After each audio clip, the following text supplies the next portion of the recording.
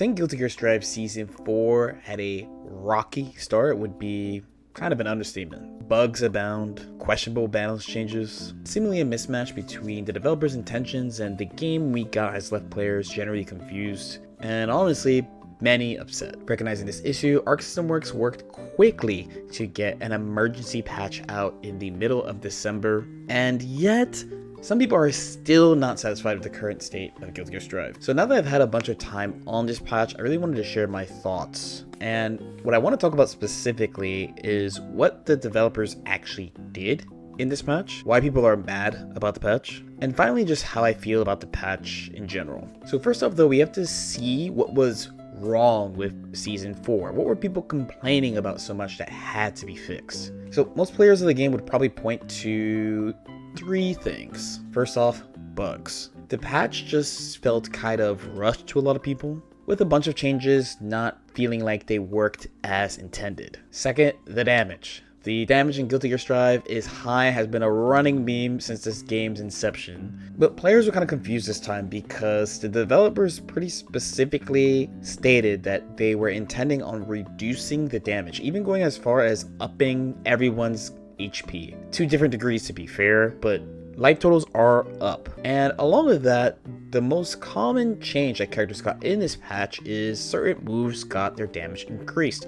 And on paper, when you get the notes, it makes sense. You know, the defense is higher, so the damage should be a little higher, and it'll just like even out or be slightly less, right? It didn't feel like there was too much rhyme or reason with how much they increased the damage to certain moves. And so most characters' player bases didn't really feel like they got an HP buff. And finally, questionable balance changes. A big goal of this patch was to make characters feel more unique, more individual. So there are a couple of changes that characters got that really makes you go like, why would you go this far? Some of them were kind of obvious, but there were others that weren't implemented as well as I think they could have been, and we'll touch on that later. Now with this context, looking at the 4.1 patch notes should make a lot of sense because there's not a lot of changes outside of damage reductions. Now the character only has damage reductions as changes. That tells me 2 things essentially. So for starters, the developers were cool with the changes they made to the character. Then the second one is that they also thought that the damage increase was necessary, but since this character is getting their damage reduced, they just thought they went a little bit too far. Many characters got damage increases on certain moves of 20 or more damage, but sometimes you would kind of raise an eyebrow when you would see the damage difference. Johnny got his damage on Ensenga almost doubled from 45 to 80 in this patch, which is a huge damage increase for such a common part of his combos, and it's also a combo starter because it's one of the things they use to catch Thurtex. Now in the current patch, they reduced the damage from 80 to 60, but it's still higher than the original 45, which kind of lines up with the way I was thinking about how the developers were thinking about the changes they were going to make in this recent patch. Now, the major outliers that people were complaining about, Goldlewis and Ramlethal, did get nerfs that kind of felt more like tweaks than nerfs to me. And the big thing with Ram is she got a ton of changes, but the thing that really pushed her beyond were a couple of bugs. And funny enough, they all involved her swords. So first off, she had the swords staying out on hit, which was removed. This lines up with previous changes to moves like this, like the aforementioned Goldlewis, who had the drone that stayed out on hit before. Then there was a lesser known one, but it was the transfer of the guard crush in the case that the first hit of sword didn't connect. So in Season 4.0, if the initial sword toss didn't connect for some reason, but the explosion did, the explosion would guard crush because the sword is supposed to. But it's not supposed to work like that. It's supposed to just be a normal block stun. So that was fixed as well. And then finally, a lesser known bug, but a bug that's been in the game pretty much since launch. And again, funny enough, 2 of the main users of this bug were really strong in Season 4.0, which is a projectile like lingering on you or coming at you, and a throw coming at you at the same time is untechable. In Goldlewis' case, he gets a combo of this, so that's very powerful. Now, Goldlewis had I guess you would call it a game-breaking bug because the game ends. I guess because of the funny haha skyfish bug that involves bursting when you get wall broken, which is not supposed to be available. So his main changes involved a universal change to guard crush, what happens on block, just that they have the damage on Guard Crush. A little late, but not a bad change. They also added additional recovery to his anti-zoning move that they buffed in Season 4.0, Skyfish. After looking through the patch notes, I was like, this reads like this is what they actually wanted to put out back in Halloween. And how did people react? People were still unhappy. And I think the main reason why people were unhappy with this patch was when it was announced, people were pretty happy that Arxis were listening and like wanting to make changes very quickly. And in the past, people just have not felt like the developers were really listening to what was going on and acting quickly. So this was a good thing. I think people were thinking and expecting something similar to some of the mid-season patches we got in previous seasons, like Season 2.5 or Season 3.1, rather than a straight-up revision to what we got on Halloween. As far as I'm concerned, it is a little disappointing, but if it really was, oh, this is actually what we wanted to put out, then I'm kind of cool with it, just like, who's testing your game type thing, which is like maybe not the best look. I don't know what's going on over there, of course. I do really like that they did not try to add or refine system mechanics further. In Season 2 and Season 3, there were major system mechanic changes that really shook up the way the game was played, and I think it would be pretty hard to find a high-level player who thought Season 2.0 and Season 3.0 were good versions of the game, because they tend to go really far with system mechanic changes and then dial things back later, which is a fair way to balance, I guess. Now, the goal of this patch was to make characters feel more unique and individual. And you might be like, what do you mean by this? But if you played this game for a while, I'm sure you've heard statements like, why play Milia when you could play Chip? Why play Testament when you could play Ramlethal? And a couple other character comparisons like that. And if you spent any time with this game at all, or especially if you played any one of these 4 characters I mentioned, you would know these characters are not alike. You could understand why people would make the comparison, but they're not alike like that. So whether it takes giving Chip his new tightrope run in order to use his wall run normals more, or changing how Ram's swords work so she doesn't loot pressure in a similar way to Testament, I do get the changes. Now, if I had to voice my feelings about this current version, I pretty much have 3 main complaints about the game. And before I go into this, I do think the game is really fun right now. This might be a weird statement, but I've always felt this about Guilty Gear I always find the fun of Guilty Gear in exploring the character or characters, in the case of Strive, that I'm playing. And that's kind of where the idea of videos like why Guilty Gear players strongly dislike blah blah blah, right? The characters are so different from each other and do such unique things that it is pretty rare, especially at like a competitive level, to find somebody who legitimately likes every character in the game. As far as playstyle, like appearance, sure, but playstyle, probably not. It's a pretty common theme in Arxis games just because of how unique the characters are. And I think it's actually important for the games to be like this. With that aside, and maybe that's a topic from another video or something, my complaints. So first off, sometimes it feels like the developers have this thought of they have to balance something because people don't use the move as much as they would like to see it. So like, let's change it. But by making that change, it removes counterplay and makes the character stronger in not an interesting way. So we talked about Goldlewis before, and I think he is probably like the #1 character they do this to. In his case, I'm just so puzzled why they keep doing this. When players saw the trailer for Season 4, they showed off Goldlewis Dickinson having the behemoth cancels, and people were like, wow, why would you give him that? That's crazy, does so much damage. But really, the change that took Goldlewis over the top was the Skyfish change. We have to look at Goldlewis as a character real quick. He's a big body, so he's slower than other characters. His jump is worse. He doesn't have like a double jump. He has different movement options, and he has high HP and high damage, but it's not like super easy for him to get it. He has a pretty good defensive toolkit. It's in his name, the Secretary of Absolute Defense. He has great defensive normals, but he's not like amazing at approaching. And a really common trend is to make the big body characters have anti-zoning moves, which is fine because normally these characters lose really bad to zoning and they have the extra HP so they can like tank hits, but usually it's not enough to make up for how good other characters' runaway tools are. So they gave Goldlewis 2. They gave him the drone Thunderbird, which is a pretty well known move in this game. Very, very powerful move, which helps him approach. And the other resource move they gave him is Skyfish, which is the minigun. The minigun is an anti-zoning move. It's fast, it knocks down, you can use it in combos. If it knocks down, you can run over and do Oki. While both moves are very good, Skyfish was used less, but in a way that makes sense. For example, if Goldlewis is fighting a fast character like, say, Milia and Chip, he doesn't really need to use his anti-zoning moves. He could hold on to it for combos or use it for chip kills or whatever. In Season 4, the developers made a change to Skyfish that lets you manually control it. So the security meter, when you do a security meter move, which is Skyfish and Thunderbird, your security meter would drain totally. But in Season 4, for Skyfish, they let you hold the button so you could use the amount of security meter that you want. And the implications of this were insane. So he has the best anti-zoning move, and it's hit confirmable. And if it doesn't work out, you can just recover and try to anti-air confirm the situation. And you still have the security meter from before, so that you can use Thunderbird and use that to approach if you feel like it. The old version of Skyfish, the main weaknesses was you ran out of security, but he gets the security back pretty much instantly to go to level 2. So the real big weakness of it was that he was just vulnerable for a long time. So this is what I mean. It's like they're like, couldn't they use this move more? We don't see it in a lot of matchups. And then by buffing it, they just remove counterplay. There's other examples of this, but I think Goldlewis is like the #1. Like, they keep doing it, and it really bothers me. Now, my second complaint right now is that sometimes the developers make a change to character and they go, well, there are other characters that have this type of move, so we have to do this change to everyone who has this.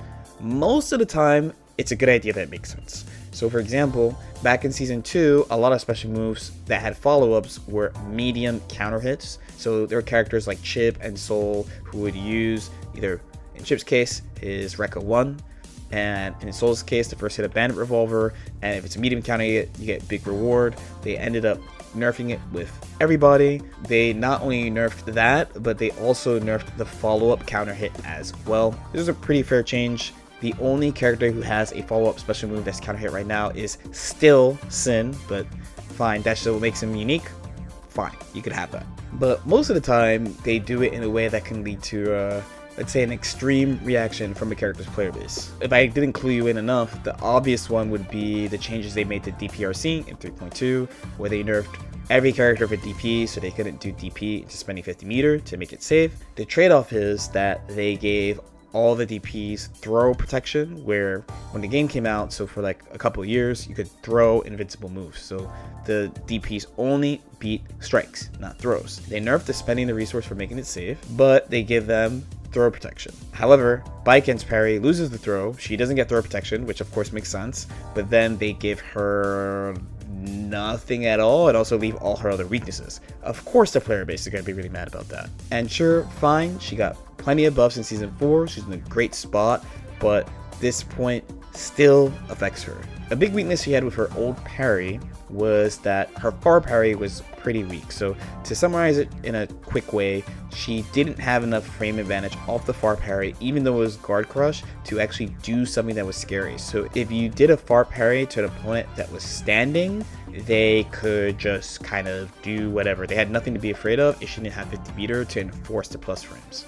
On top of that, if she did a far parry to an airborne move, she would send them full screen and would be minus, which mostly doesn't matter because you send them full screen, but they're not scared of the parry at all. You just sent them full screen, and in most cases they don't care about being sent full screen.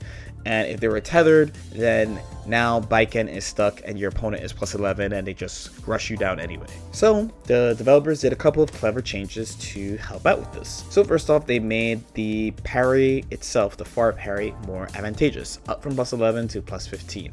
But on top of that, they gave her a dash cancel option, which is even more advantageous. And this can enable some unique offense if you feel like it, either with meter or dash cancel special moves. There's a bunch of stuff you can do with this. And then the last change they made is for the airborne far parry to not knock back as far so that she could continue offense. And this is all well and good. She definitely needs some compensation with this. It was a huge weakness, and after multiple rounds of nerfs to her reversal, it was nice to get tools that made it obvious she was a unique defense character, rather than having like a sweat like me dig into the woods and be like, oh, she could do all this stuff. Cool changes, honestly. But there is another character who has a parry in this game. Can you guess who it is? If you don't know, it's one of the eternal top tiers of this game, Leo Whitefang. Now, he has parry in backturn stance, so they gave him one of the changes they gave to Baiken. That is, parry, far parry, into dash cancel. If you're watching this, you might be like, okay, big deal, okay. It's not like he wakes up in back turn and could do this, and yes, you'd be right about that. But I have a couple of qualms of them giving him this just because he also has a parry where this thing happens. So for starters, he can do this into a more direct 50-50 as he's in back turn, so he can literally just go and do high-low, back turn K, back turn H, run through you, plus doing strike throw with the no throw protection of guard crush. But on top of that, his back turn reflects projectiles the way Drunkard Shade does from Eddie, which Bike Ends does not. The basic counterplay for reversal parry is to do some type of projectile that's advantageous. And on top of that, he can cancel his parry with PRC, which neither Baiken can, nor any of the DP characters can do DP into spend 50 meter make it safe. Leo himself can't do his flash kick into RC, but he has the ability to parry to PRC. And the main reason why is because you can't do this as a reversal because he can't block in back turn, but it's still incredibly powerful. Another example of this would be Kai and Testament, which is probably not a combination you would expect to hear, but hear me out. So Testament got a change where Stain State lasts longer, up to 8 seconds from 5.5 seconds. I do think this change helps Testament, because Testament has a kind of slower to start game plan than other characters. So this thing helps Testament stand out, emphasizes more screen control for the character, and makes Testament feel more threatening while Stain is actually active. If you've played this matchup a lot, you'd probably think 5.5 is already a long time and 8 seconds is a huge stretch, but I think that's kind of the point. And with the extra time, they won't feel like they have to just run at you right away. They can slow it down if they want, they can zone more if they want. You might say Testament is more freeform. So what's the problem actually? It's not with Testament, it's actually with Kai. So the thing is, Testament has what we call like a two-step game plan, even though in Testament's case it's kind of not a two-step, but whatever. Testament has to do a fireball and then make you block Crow. Then Stain is on you and Testament has to hit you again or throw you or make you block, and the Stain pops and then they get to do whatever they want. Now Kai kind of has that in Shock State. So this is the state that he puts you in when he makes you block Stun Edge, Charge Stun Edge. Now the difference between the two characters though is Kai didn't lean into Shock State as heavily as Testament leaned into State. So previously Kai's conversions without Shock State were pretty good, to the point that a really common, let's say not counterplay, but thought you would have against Kai is don't backdash against Kai, because if you backdash against Kai, both in neutral and on defense, he gets to do really long combos that take you into the corner and do a bunch of damage. In Season 4 though, they nerfed this, making it so that he can't do 2 food rocks in one combo, and it really affected his damage, meter gain, and corner carry. Now in exchange, they did buff Shock State, and even when I read the patch notes, I was like, oh, they buffed Shock State, so this looks pretty good, honestly.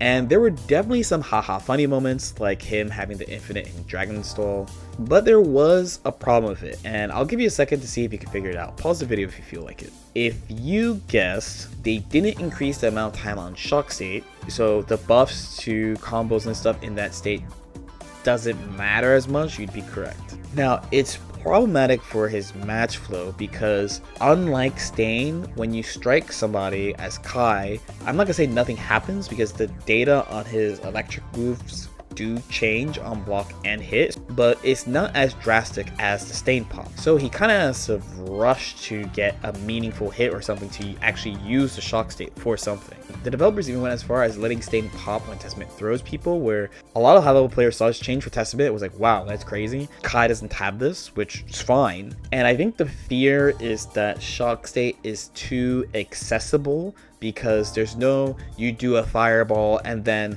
you have to call a lightning bolt and then you have to Shock State. It's just they block a random fireball, which is a pretty standard string editor for Kai, and then they're in Shock State. I do think it should have an additional second at least. Maybe it doesn't have to be 8, but something like 6.5 or 7 seconds would definitely help, I think. So I think it's kind of odd that they did it to Stain State, but not Shock State.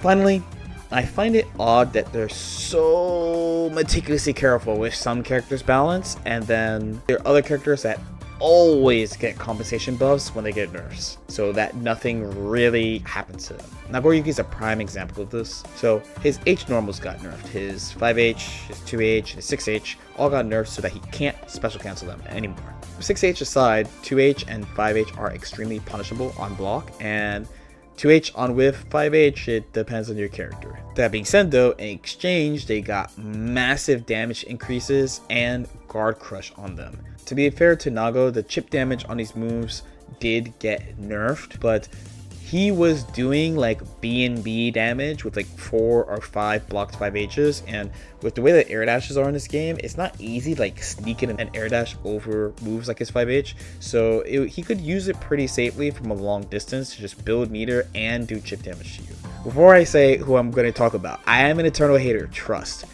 but I find it so odd how they're so careful with Faust.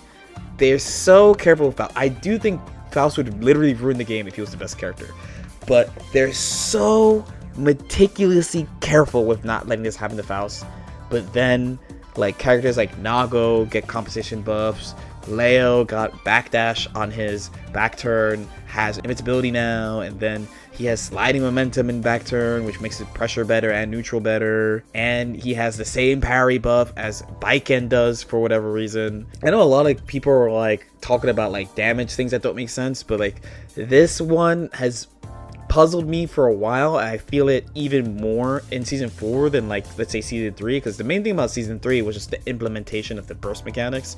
So okay, sure, characters are going to use system mechanics better than others, fine, but in a season where it's like, okay, it's about like really fleshing out characters and stuff, I'm like, okay, it's great that characters that could be hyper cringe like Faust, you are very careful to make sure that like you don't go too far.